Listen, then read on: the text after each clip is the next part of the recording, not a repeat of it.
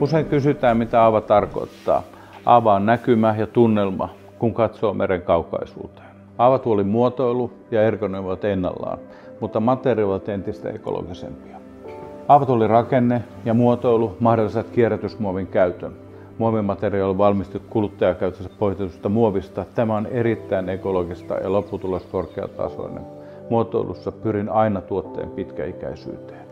Mielestäni Arperilla ja Arperin tuotteella on tunnistettava vahva karakteri. Mallisto on hienostunut kokonaisuus. Olen todella iloinen, että Aava 02 on osa Arperin tuoteperhettä.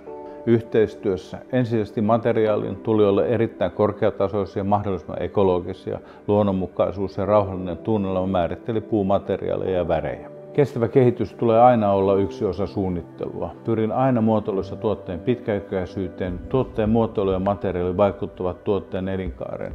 Uskon, että olen onnistunut Aavan muotoilussa niin, että lähtökohta on toteutunut. Jokapäiväisessä elämässä pienet iloiset kauniit asiat tekevät arjesta kauniin. Toivon, että Aava 02 tekee arjesta kauniin niin kodeissa kuin julkisissa tiloissa.